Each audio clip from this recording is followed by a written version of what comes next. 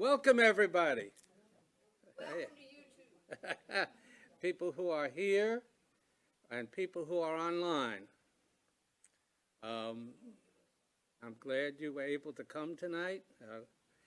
I was a little worried at the beginning because I didn't know what was going to happen with that storm, and but it decided to go quickly to the right, which was good for us. So I want to start by thanking the Unitarian Universalist Fellowship in New Bern for providing this venue here, so we can have a hybrid thing, have people here and people online. I want to especially thank our Secretary for the Carolina Nature Coalition, Tom Shoup, for being our technical person. For those of you who don't know, I am Michael Schachter, president of the Carolina Nature Coalition. Often forget to say that. I want to thank also Public Radio East for putting us on the calendar, the New Bern Craven Regional Library for putting our thing up. I'd like to thank Melissa Schachter, my wife, for providing the goodies for people who are here. I want to thank also Barbara Mulk, one of our board members, for suggesting the topic for tonight. Okay. Before I do anything else, I have to talk about money a little bit. We survive only by donations. Donations by the people who attend our programs. And so if you like our programs, please, if you're here, there's a donation bucket near the food. And if you're online, you can donate at our website, of course, carolinanaturecoalition.org. And there is actually a donation button. So, tonight, glad to have someone to speak on the good death movement and eco-friendly burials. We started off calling it green burials, but this was a much better topic, and we appreciate that. Hunter and Veronica Beattie, they're founders of the Endswell Funeral Home and are long residents of Orange County, North Carolina. I know, I saw something. Orange County, Hillsborough, right, just to the west of Durham, where they're doing a lot of work on the roads. I know, because I've been up there. Prior to opening Endswell, they previously wrote grants for educational nonprofits, operated a small organic farm, backpacked around the world for a year, and worked with the renewable energy sector. They founded Endswell to offer modern, environmentally friendly funeral care throughout North Carolina. So, without further ado, I'll introduce Hunter, and he will speak on this important topic. Thank you. Thank you. Can everyone hear me, or can you hear me? Can you hear me well? Yes? Okay, great. Okay, well, my name is Hunter Beattie. You may have seen my wife Veronica on the screen earlier helping me set up because I'm not good with Zoom or anything technical. Endswell is a modern, eco-friendly funeral home. We were the first aquamation or water cremation facility in the Triangle, one of only about 40 in the US, and we'll talk more about aquamation in a little bit. We also offer green burial and lower emission cremation, and we're a supporter of the Good Death movement. So In January 2022, I was sitting next to the cemetery in Carborough, a little town just next to Chapel Hill, North Carolina, and there was a traditional burial occurring at the time. And I was waiting on a friend. He was 2 hours late. I started pulling up the news and I read that Desmond Tutu, former Archbishop of Cape Town, Nobel Prize winner, anti-apartheid activist, he chose to be aquamated rather than cremated after his death. And I had never heard of aquamation before. So I start looking at this cemetery, this one right here, and I see all the headstones. I imagine all of these preserved dead bodies in metal caskets, in concrete vaults, in the middle of town, in the midst of an affordable housing crisis. The people who live around the cemetery are not related to the people who are buried there anymore. So as I read this article about Desmond Tutu, it talked about how expensive conventional funeral practices are. The concrete vault, the burial, the embalming, the casket itself, the burial plot itself, and opening and closing the burial plot. And then the articles also discuss the carbon footprint of cremation, the various toxic and carcinogenic gases emitted during the cremation process. So all of these articles in NPR, BBC, The Times, they made the argument that our path forward, if we're going to consider ecologically responsible end of life care, would involve aquamation or natural burial. So we decided, oh, let me go back. So Veronica and I did not have a background in the funeral industry. I had been in one funeral home very briefly after my father died about 17 years ago. I ran home and told her about what I had read with Desmond Tutu. And 2 weeks later, we put a deposit on a $300,000 aquamation machine without anywhere to put it. 2022 was a rough year for us, but we did buy a building and we opened a modern funeral home. So this is not our funeral home. This is a very anachronistic industry that imports mass-produced urns from China and India. They might have an American eagle on the flag for the veteran, made in China. They'll have dolphins kissing and angels' wings, a lot of maroon carpet, some Reader's Digests here and there. So we decided we wanted something a little different. So we opened this, a modern funeral home with real plants, not plastic plants, and an urn gallery with over 300 urns made by local artists. So now we'll talk a little bit about why we're here today, sustainable and emerging trends in death care. But first, we'll address where end-of-life care started. So in the pre-industrial and home-based funeral era of American end-of-life care, we had family and community-led care. There were natural burials, home vigils, and religious rites. No one called this green burial, right? You don't have to drive a Prius or eat organic food to have a green burial. There's nothing new and different about green burial. It is the original traditional burial, and it's what most of our ancestors practiced and most people on the planet still practice today.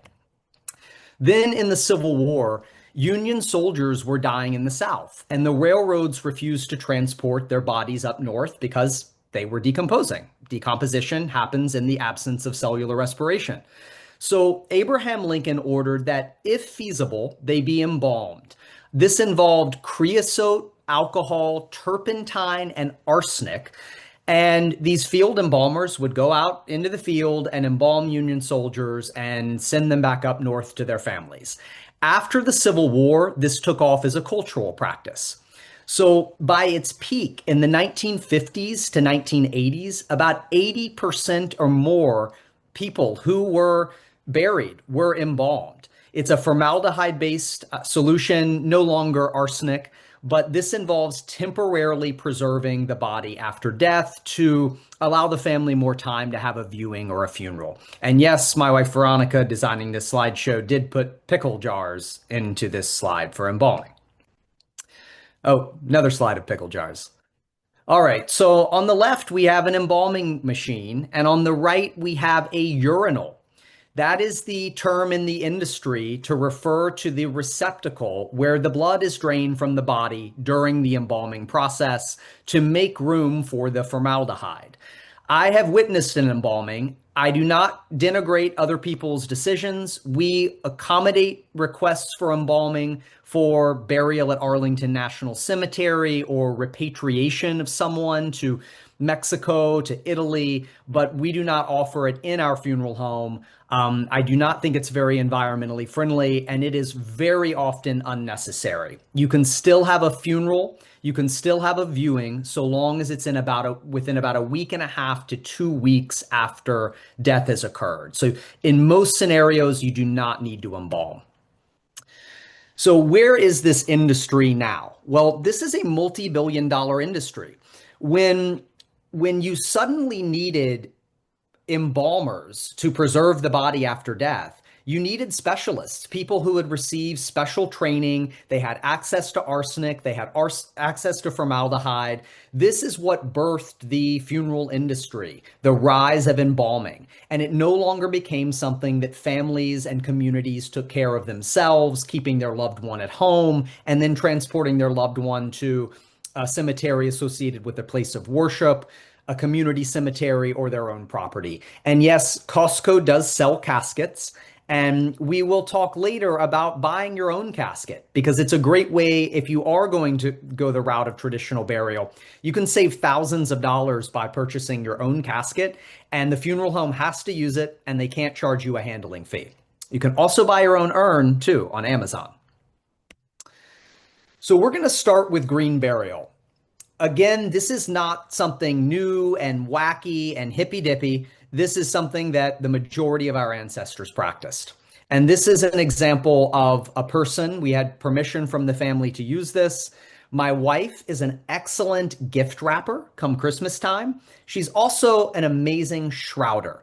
So she's the expert shrouder in the community. And this is a tablecloth that the family used for 30 years for Thanksgiving, and it became a family heirloom, and they wanted it incorporated into the shroud. So green burial, very simply, is just burial without embalming, without metal caskets or concrete vaults. The body is returned to the earth naturally. This is a drawing or sketch of conventional burial versus natural burial. You'll see the metal casket inside of a concrete vault, a bit deeper, 5 feet deep. 6 feet deep was really just to deter grave robbers. The body is not going to be dug up by animals at even 3 feet deep, which is a common depth for green burial, 3 to 3.5 feet deep. On the right, you'll see a casket that's biodegradable. This one is bamboo. The depth is shallower because the soil temperature is warmer. And the goal with green burial is to give the body back to the earth, not to cut the body off from the ecosystem in a embalmed and hermetically sealed in a casket and then enclosed in a concrete vault.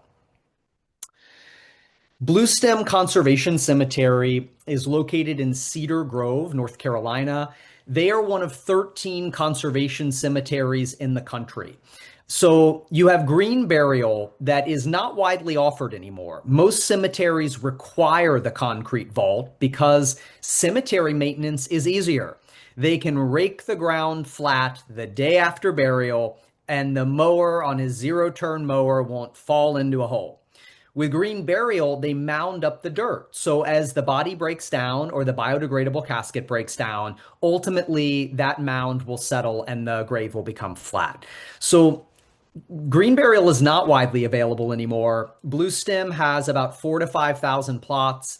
I am not really aware of many green burial grounds. We can maybe talk about this more in the question and answer session, but in your area, and I'm happy to look into that a bit more and forward you all an email with more information about natural burial options in your area.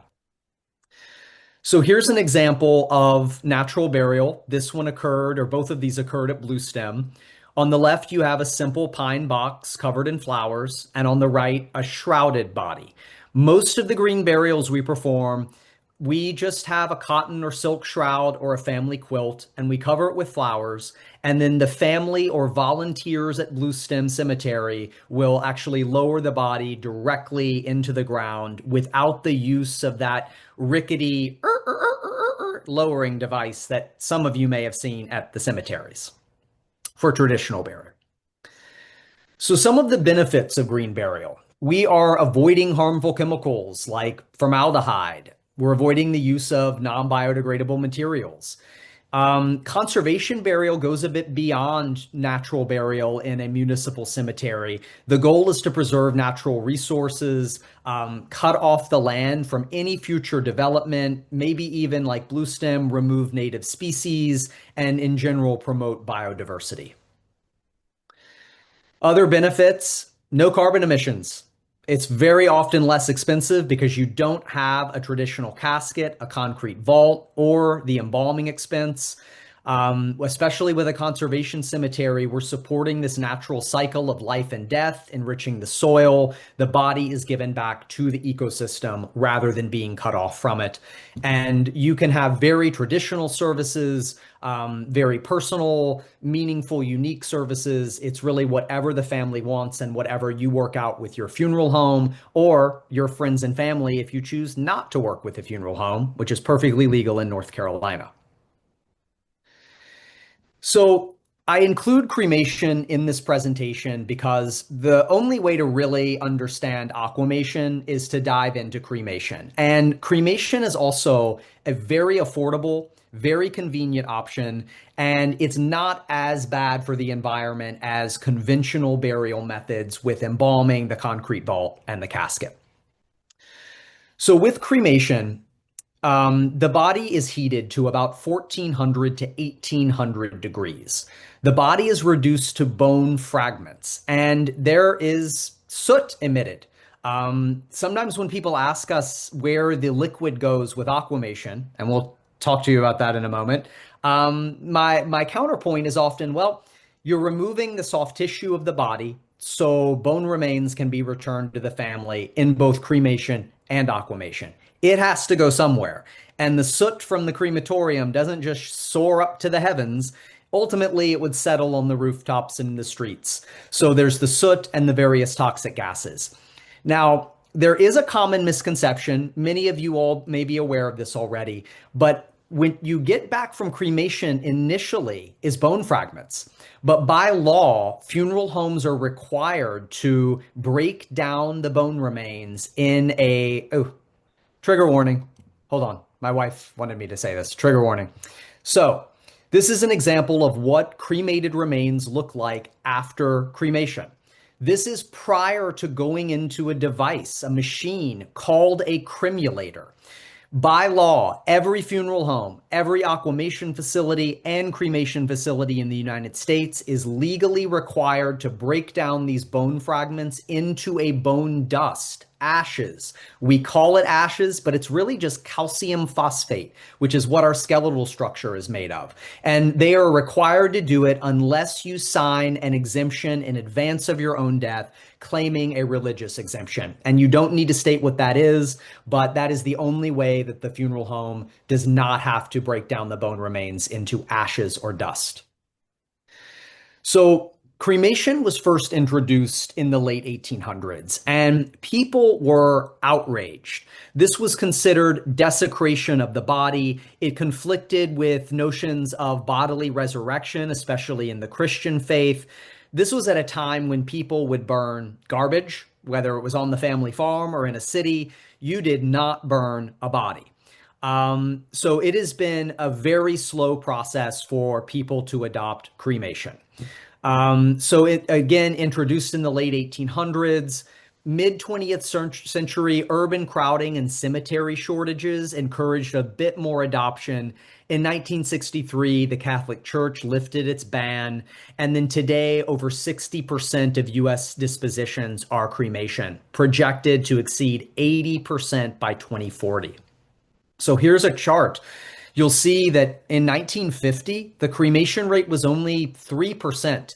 And now we're around 60. I think in the triangle, we're probably closer to 65%. So even though this was met with great opposition, even disgust when it was first introduced in the late 1800s, has already overtaken burial as the most common method of disposition in the country.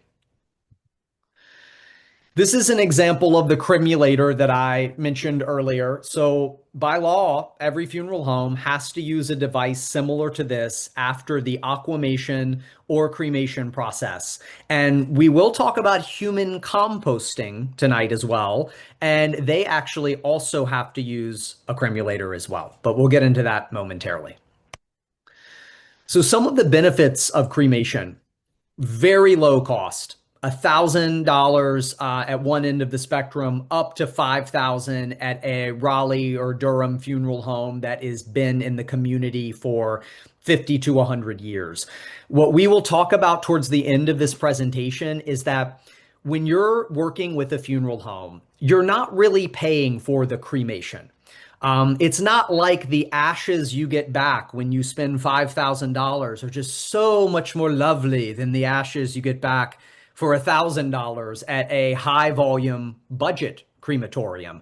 What you're paying for is the reputation of the funeral home, their real estate valuation. There's a funeral home in Durham that's real estate valuation is $10 million. That is what you're paying for when working with a funeral home, their overhead costs, and importantly, the quality of service you get that you often don't get from a high volume funeral home. However, cremation has made death care cheaper than it has been in the history of the modern funeral industry. A cremation for as low as $1,000. Other benefits: no land use. People do inter ashes in a cemetery plot or put them in a niche, but for all practical purposes, there's really no land use. You can keep the ashes at home in an urn or scatter them. No embalming chemicals, typically. People will still embalm in some scenarios to allow more time for a viewing or a funeral. Embalming, you're still able to do a cremation or aquamation, but for the most part, people do not. And then it typically eliminates the need for a casket and always the need for a burial vault. Some of the concerns: air pollution, releasing carbon dioxide and toxic and carcinogenic gases. The energy consumption, we're dependent on natural gas for cremation chambers, and then mercury emissions, as well as plastic implants in the body. Any mesh from a hernia repair, a component of a hip replacement, often our clothing that people are cremated in, it's a plastic. And all of that is combusted into the atmosphere, into the air that we breathe with cremation. So while very affordable, while still more environmentally friendly than traditional burial, there are some environmental concerns with cremation. Now, aquamation. Coffee break. It's decaf, I promise. All right. So, aquamation, also known as alkaline hydrolysis, water cremation, aqua cremation, resumation, number of different names. Gentle, I don't know. I think it's a gentler process. A lot of people, when I tell them that, they're like, really? You're dissolving the body. How is that gentle? A lot of people, I think, when they consider the fact that we're using water and this mild alkaline solution, there's so much cultural and religious symbolism with water: peace, rebirth, life, vitality, the baptism, and fire has more violent connotation. About 3 months into opening, we had someone come in and they said, well, I'm a Southern Baptist and I thought that fire cremation was like burning in hell and this is like the baptism. So to each their own. What we tell people always, and I should mention, there is no right answer here. This decision, aquamation, cremation, traditional burial, green burial, this decision is guided by personal preferences, religious preferences, cultural preferences. People just need to determine what's right for them and right for their family, and then ultimately make a decision and ideally put a plan in place. So I don't want to denigrate any of the options out there. We do offer all of them, but some are more environmentally friendly than others. Back to aquamation. So we're using 90% less energy than fire cremation. We're returning more ashes because we don't lose any bone dust to the chimney effect of the crematorium. So we actually, for better or for worse, return about 20 to 30% more ashes. And they are white instead of charred. And I think I have a slide momentarily about that. Growing availability, maybe 40 in the country. but 5, I think, now in North Carolina. So more in North Carolina than any other state in the US. Kind of shocking. Here's a map of where aquamation, alkaline hydrolysis, is currently legal. Again, in some of these states, it may be legal, but there may not be an aquamation facility. So you can glance at this for a minute. I'm happy to share this presentation with any of you all after. Here's an example on the left of a fire cremation chamber, also called a retort. And on the right, you have an example of an aquamation machine. So I'll give you a moment to take a look at this. Again, left, we're basically talking about a giant oven lined with fire brick that's heated to 1800 degrees. Not pleasant to think about. Aquamation, your body is being dissolved. Also not pleasant to think about. The reality, and we recently gave a presentation at Duke University about decomposition, the science of death, decomposition, and disposition. The reality is that the breakdown of our body after death is gross in and of itself. And all of these methods of disposition are a bit gross when you get into how they work, how the body breaks down during natural burial in the soil with bacteria and insects, the embalming process, all of it. We tell people, if you're a bit squeamish, and maybe you won't be after hearing this presentation today, if you're a bit squeamish, spend a week thinking about it and find the least gross option for you and your family, and then pick it and don't think about it anymore. Because the reality is that the options we're talking about today, that's pretty much all there is out there.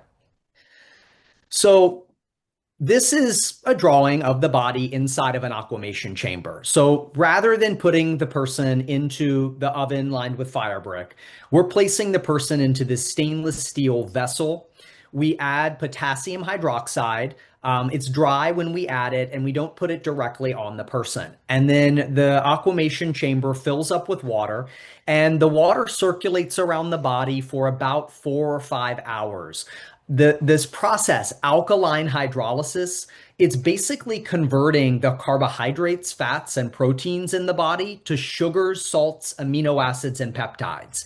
Now, that dissolving of the body, as it turns out, it's very similar to what happens to the body during natural burial. The body breaks down into sugars, salts, amino acids, and peptides in the soil during natural burial. So we are mimicking that process just in a much shorter period of time so ashes can be returned to the family. So I showed you the trigger warning. Trigger warning. Here we are. I showed you the picture of bones being removed from the cremation chamber. This is an example of bone remains being removed from an aquamation chamber. So you'll see they tend to be very white. And what we return back is white instead of charred or gray because we're not burning the bone remains. And again, the common misconception, it's been difficult. We have to explain this to people who don't know anything about it when we're meeting with the family. They ask us about aquamation and what you get back. And inevitably, in the interest of transparency and honesty, we will often share by law, we have to break down the bone remains into a dust. So this is what they would look like if we didn't. So imagine scattering that in a park or family property or at the ocean. No bueno. So we've got cremation remains on the left, aquamation on the right. Again, it tends to be a fine white powder, just pure calcium phosphate. No carcinogenic byproducts of combustion, which is nice if you're combining the ashes with a soil amendment so you can plant a tree. So this is just an example so you can see what they look like. Now, where does the liquid go? Well, again, the soft tissue of the body is being removed so bone remains can be returned to the family. Ashes, bone dust can be returned to the family. So in our area in Hillsborough, the liquid, the effluent, completely sterile, no DNA. This can break apart diseases like mad cow, prion diseases. This water is treated at the water treatment facility. Sounds crazy, but there's a lot grosser stuff that goes down the drain every day than the sterile solution that we're sending to the water treatment facility. From there, after it's treated, it goes into the Eno River watershed. I'll remind you that when cremation was first introduced, people were outraged. People thought it was very strange. We occasionally get that reaction initially to aquamation, but when people think about the cremation process a bit more, the soft tissue going up through the chimney, and they consider that this is a sterile solution first being treated at the water treatment facility and then becoming a part of the Eno River watershed again, where we live. In your area, it would be a different watershed. It means that the amino acids that make up our body are going back into the ecosystem rather than up through the chimney in the form of soot. So that's the answer to the question we've been getting since we opened of where does the liquid go? So some of the benefits we've already covered. Less energy, reduces carbon emission. Endswell was just approved for a solar array, an $150,000 solar array, in part funded by the USDA. It will offset all of our electrical usage from aquamation and our transportation. So it will make aquamation completely carbon neutral for us. This is considered a more natural way of handling remains. Again, that sounds that's difficult for some people, but when we die in the absence of cellular respiration, our cells become really acidic. That's the precursor to decomposition. We're mimicking the early stages of decomposition with a base, potassium hydroxide, rather than an acid. So when you really get into the science of this and how the body breaks down, it is a bit more natural than fire. Now, coffee break. Human composting. If I could see you all, I would ask for a show of hands of who's familiar with human composting, but I cannot see anyone. So this was legalized in 2019. It is also called natural organic reduction. It is legal in 13 states. You place the body into a vessel with organic materials like wood chips, alfalfa, and straw. It takes about 1 to 3 months to fully complete, and the final result is a cubic yard of soil. That's nothing to scoff at. That is a truck bed full of soil, 27 to 36 Home Depot bags full of soil of your loved one, and you've got to do something with it. Most people will donate the soil to a nature preserve, or you can receive all of it, and if you own property, you can scatter it on your property. So it is the gray states where it's legal. It's basically wherever you can buy marijuana legally, apparently. Yep. I wouldn't know, but yeah, that's about it. So it is not legal in North Carolina. You can ask a funeral home in your area to partner with Recompose, the first human composting facility. They're in Seattle. We have a relationship with Recompose, but the reality is that no one we've ever worked with has chosen human composting because the cost is much higher than aquamation, and it's on par with green burial. Plus, you have to pay for the flight out to Seattle and then get the soil back. So I think it will become a bit more popular when it's legalized in North Carolina, but it is growing in popularity in the states where it's legal. So this is how the body is placed into the human composting chamber. The body will be shrouded in silk or cotton, linen, something biodegradable, and then covered entirely with wood chips, alfalfa, and straw. And this is what you get back: soil, a lot of it. So some of the benefits, very similar to the benefits of aquamation and green burial, reduces the environmental impact, no embalming fluids, metal caskets, concrete vaults. This has the benefit of enriching the soil. Now, I mentioned that they have to use the cremulator, the bone grinder, for human composting. 1 to 3 months surrounded by wood chips, alfalfa, and straw is not going to do anything for this rigid skeletal structure that we have in our bodies. So once the part of the body that would otherwise break down naturally during burial or cremation or aquamation, the soft tissue, once that's broken down by the soil, they actually remove the bone remains, put them into a cremulator, and they add back in the bone dust. Now, sounds crazy. It is a little bit, but so are all of these methods of disposition to people who aren't familiar with them. As it turns out, the soil after human composting is very acidic. And calcium phosphate, what makes up our skeletal structure, is very alkaline. And when you combine the two, you get this very nutrient-rich soil that's beneficial for plant growth. So, sorry, my dogs are barking. Anatomical gift. So, this is not necessarily an eco-friendly method of disposition, but this is a generous gift to the medical community. And for any of you all who are interested in alternative methods of disposition, I would encourage you to consider if this is a good fit for you all. So this involves donation to a medical school or research institution. We always tell people confirm their open hours and acceptance rate. Most anatomical gift programs are closed after 5 p.m. and on the weekends. So you got to die Monday through Friday between about 7 a.m. and 4 p.m. for the body to go directly to the research facility. That does not always happen. So we not us, but a funeral home can be a plan B if the anatomical gift program is closed when death occurs or if you are not admitted. So we tell everyone you have to pre-register with these. Duke, UNC, ECU, Elon University, they all offer anatomical gift programs. I can follow up and tell you more about ones in your area if I can find any. And then the cremated remains are returned in 1 to 3 years, typically closer to one. You have to be comfortable with embalming. You have to be comfortable with your family waiting that year or so for the ashes and comfortable with all the medical school students experimenting on you. But this is a generous gift to the medical community and the community as a whole, and it's very often free. They often cover all costs associated with disposition. Trigger warning. Anatomical gift program example.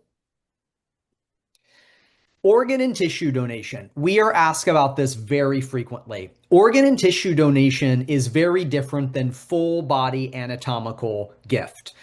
With organ donation, there can't really be a break in cellular respiration, oxygenation of the blood and the organs. Otherwise, your organs will rapidly break down and they will not be usable. So what typically happens is that someone has a heart attack, a stroke, they have an accident, and then they're transported to the hospital and they're kept alive on life support until their organs can be procured to help someone else. So this is very different than anatomical gift. You can be an organ donor and then still donate your body for medical research. It also does not affect it doesn't even affect a viewing service with your loved ones or a funeral. It definitely doesn't affect cremation or aquamation.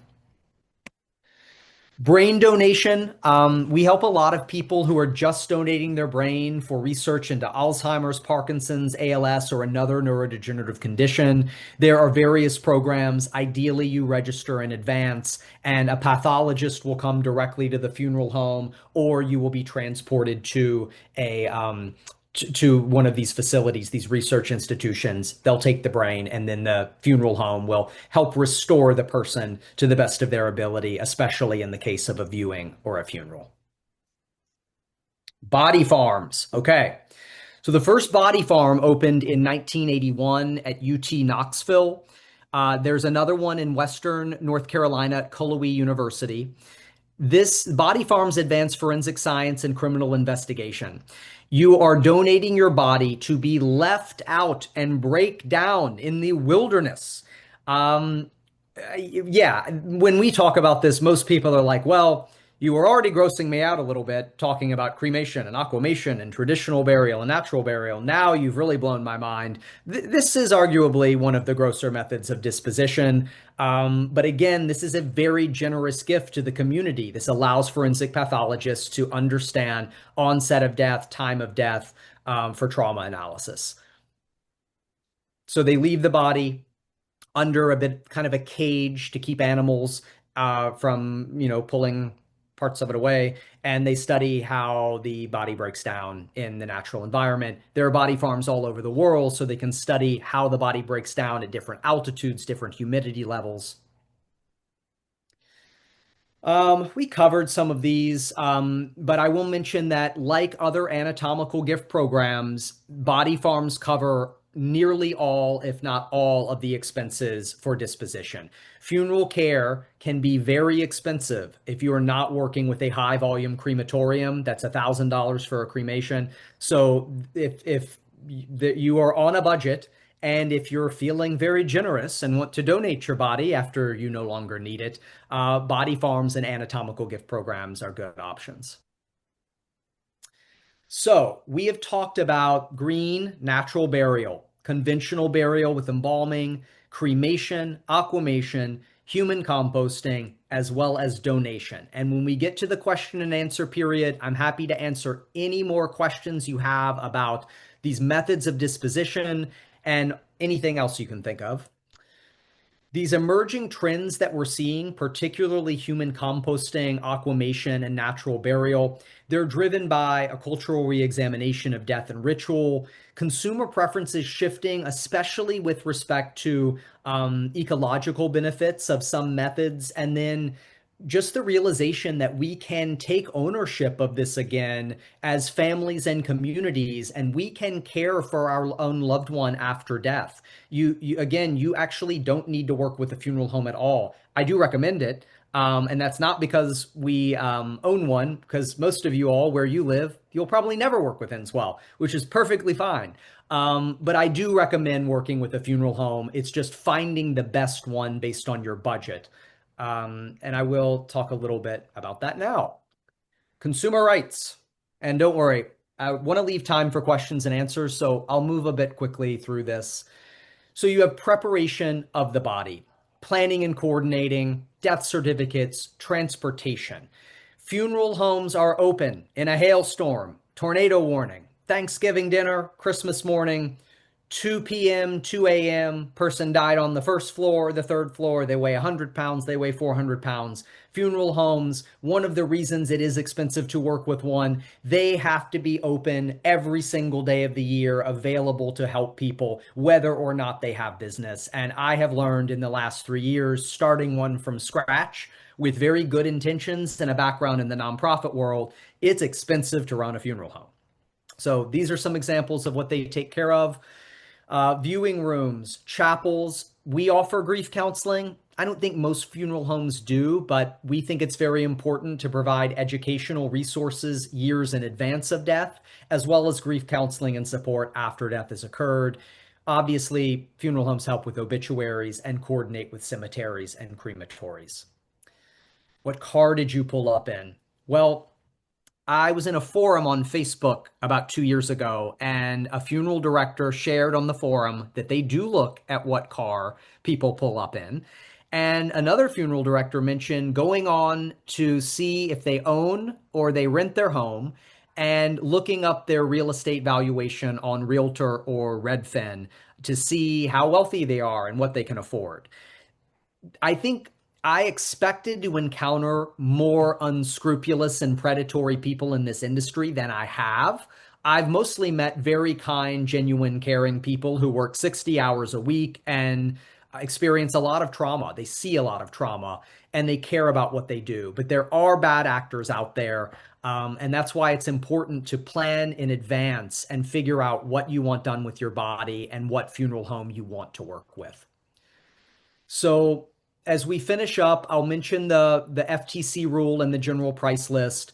The GPL, the general price list, this lists everything you could possibly be charged for at a funeral home.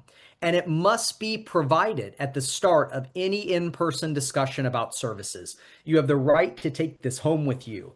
I'm of the opinion that every funeral home should disclose their GPL on their website. We do, a handful of others do, most do not.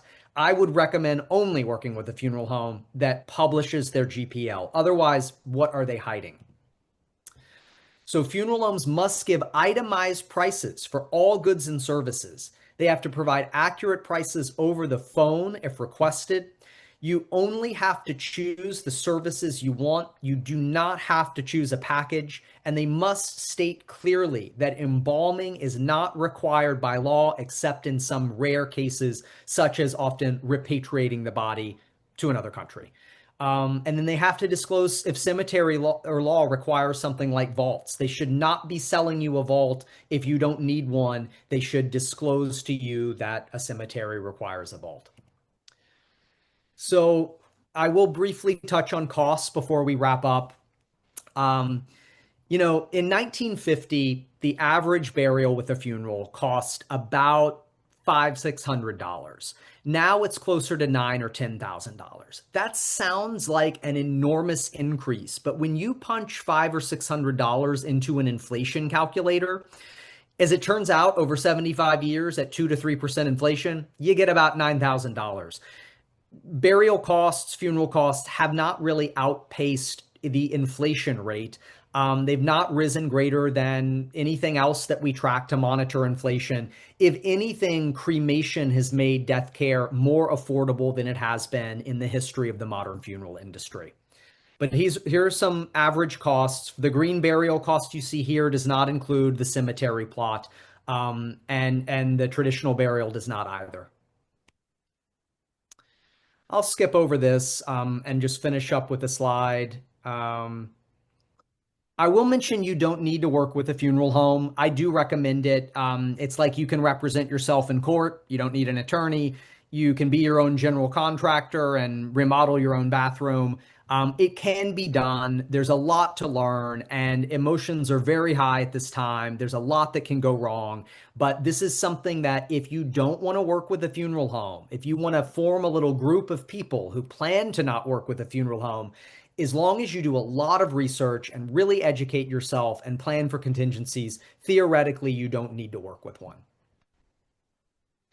This is it. Last slide before questions. Read Google reviews, weed through the fake Google reviews, choose a funeral home that publishes its general price list, ask family, friends, medical professionals for recommendations, determine the level of care and attention you need.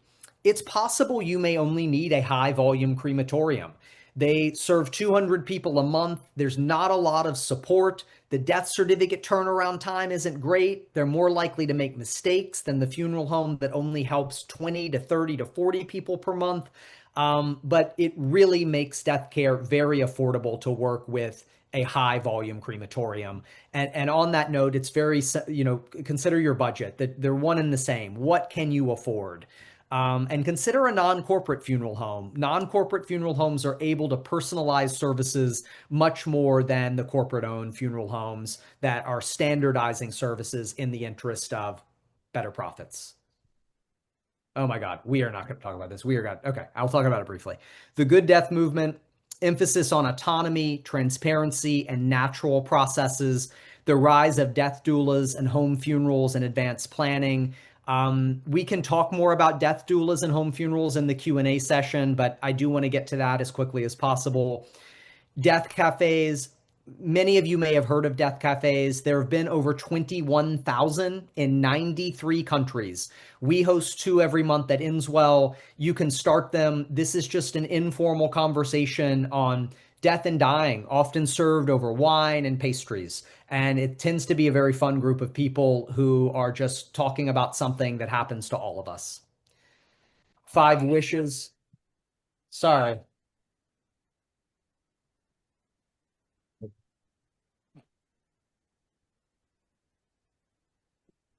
So sorry, everyone. I'm at home. I don't often stay at the funeral home this late, and the dogs just fought.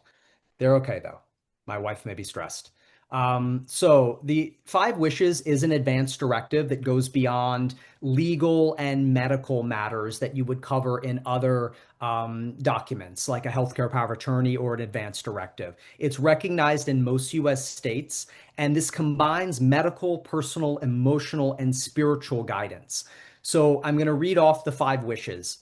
Who do you want to make decisions if you can't? What treatments you do or do not want? Like medical intervention you do or do not want? How comfortable do you want to be? How people should treat you, and what you want loved ones to know. This flows very nicely into legacy projects. What do you remember most fondly about your life? how do you want people to remember you? This is a very intentional document where you're taking ownership of the last months or years of your life and involving your friends and family in these decisions and how you want to be treated at end of life. There we are. Questions? Uh, Okay, if you have a question, please wait for the microphone. I just had one comment. I was at the library and they was a poster for a death cafe here in Craven County. So there's one here where people talk about it. I saw that. So that's what I wanted to mention. Also, I know personally that the hospital gives out the 5-question thing to to to patients and people, you know. Yeah, a So lot of hospitals and hospice facilities will give them out. So I'm happy to forward you all a copy of the Five Wishes document. And there is a card game called Go Wish, where you can not go fish, but go wish. You can play this card game. It has all of these different questions on it. And at the end of playing the card game, you feel better equipped to complete your Five Wishes document. okay, questions?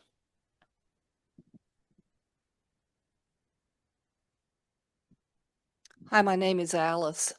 My question is, if we were to want to handle our death through your funeral home, but we die here in Craven County, how is that handled? Sure. So I promised I wouldn't promote Endswell on this call. That we give these talks just to be educational, but I will mention since you asked, we serve the entire state of North Carolina. Any good funeral home can help people throughout their state and out of state. We've helped families in New York and Pennsylvania, in DC. Aquamation is not legal in about 20 states still, so we often help people out of state. People will make arrangements with the funeral home. And on this note, I'll take this opportunity. You don't need to prepay with a funeral home, but there's no reason to not pre-plan with a funeral home.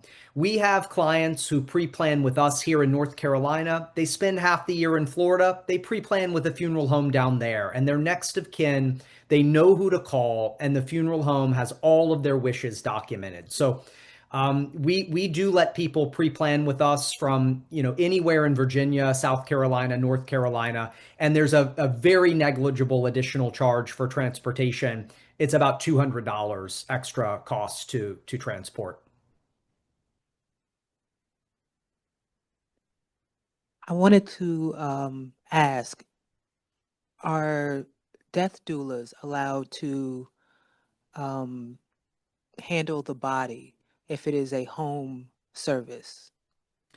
Yeah, so after death, the body, kind of following quasi property law, it basically becomes the possession of the property of next of kin.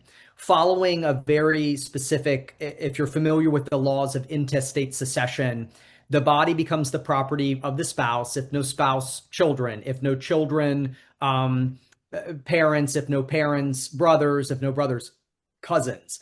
Those people in that order have the authority to allow other people to give them permission but to handle the body. But if you are not a family member and not a licensed transporter, mortuary transporter, and you're not a funeral home employee, you can't legally be the one to transport the person, but you could absolutely assist the family as they shroud the person at home in silk and cotton in a family quilt. You could be there as they wash the body and help them with that, put essential oils on the body, and you could help them move the body into their vehicle or the vehicle of the funeral home to be transported to a cemetery or to another part of their own property, because you can bury on your own property in North Carolina. So as long as you have the family's permission and they are there with you after death occurs, there's a lot you can do as a death doula. Well, I guess that was going to be my question, because a lot of families here have family uh, uh, plots, family, and so on their land, and so they can decide to bury someone there? What are the things they need to do before they bury them? Yeah, so any of you who have permitted something on your property, you're probably familiar with a UDO, the Unified Development Ordinance. Every county and most towns and cities have their own UDO. So the Unified Development Ordinance will dictate exactly what that setback needs to be. So in Orange County, North Carolina, it's 50 feet from a septic, stream, property line, or dwelling. 100 feet from a water source like a well. I have not, when looking at other UDOs, Unified Development Ordinances, I've not really ever encountered distances greater than 100. So if you have, 5 acres, 10 acres, as long as you can get 100 feet to be safe from a property line, dwelling, um, stream, septic, then home burial is legal. I would recommend contacting the environmental health department, filling out an application. They'll charge you probably $50 to $100. They'll send someone to come out to your property and verify those setbacks. And then you can, be more comfortable that what you're doing is, right, and that you wouldn't have to exhume the body, which in most cases they probably wouldn't make you do, but you do want to get confirmation if you can.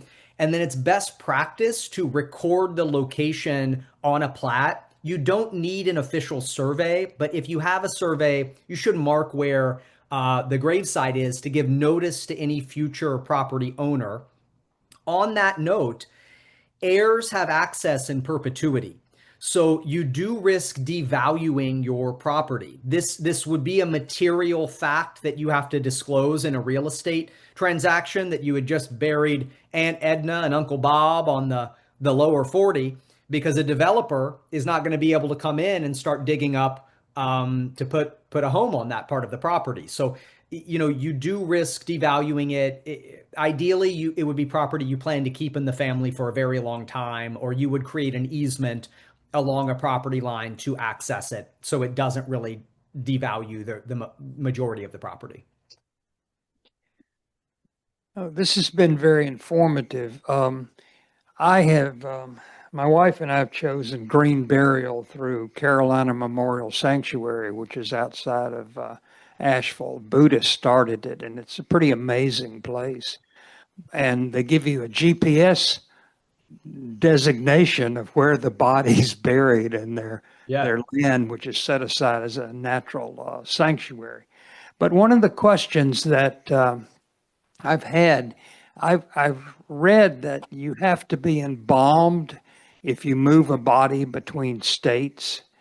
And is that true? Absolutely not. Even for flying a body, most airlines do want the body embalmed, but the funeral home can complete a form claiming a religious exemption. You don't need to state what that religious exemption is, but we can put dry ice around the body and fly on Delta Cargo, United Cargo, and move the body to another state. We regularly help families for aquamation in Virginia because it's not available there. And the funeral home in Virginia, what happens out of state, if we were to help someone, a local funeral home can sign death certificates in their state. We can only sign death certificates in North Carolina. So a local funeral home will pick someone up after death occurs at the hospital or hospice and transport to their facility, keep the body cold in lieu of embalming. Now remember, when embalming was introduced, funeral homes did not have refrigeration. Every funeral home, whether or not they're embalming, is going to keep the body cold in refrigeration. By law, the body must be embalmed or placed into refrigeration within 24 hours of death.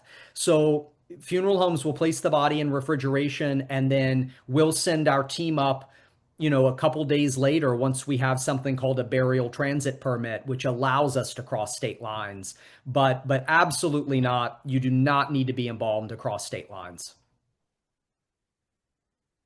Good. Another question? Yep.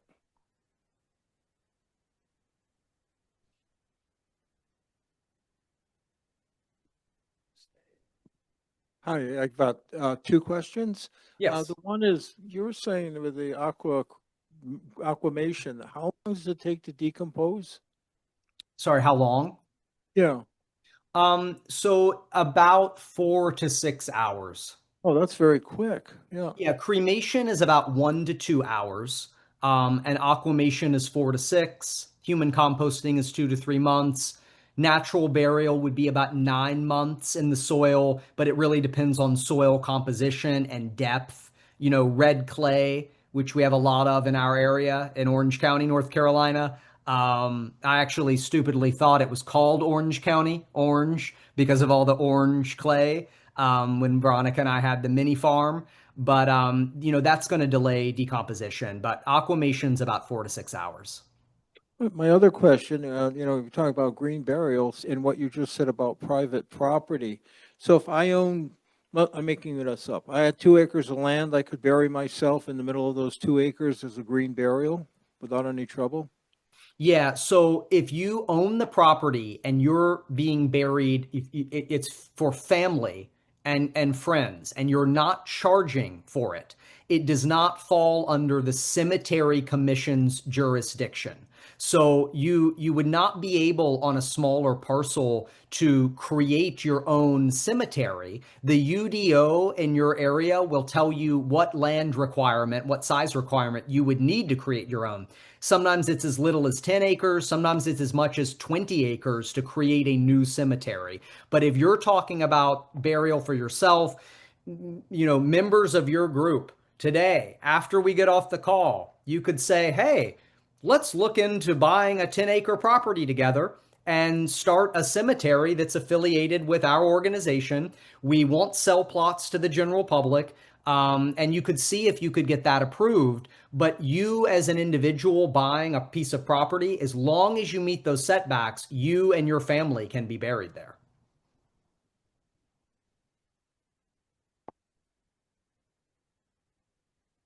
Any other questions?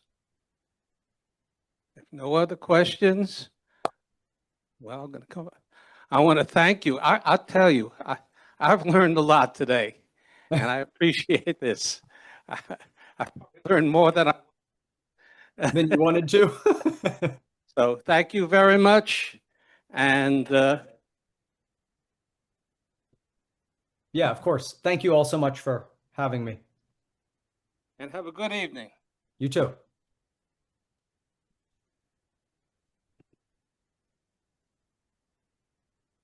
Finished.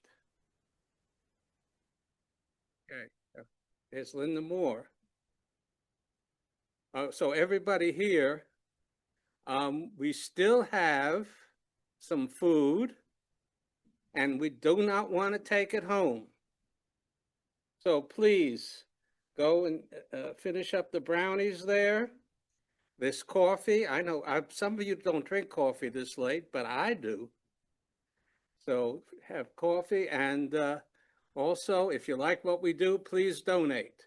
And thank you all for coming. This has been great, and as I said, I learned a lot.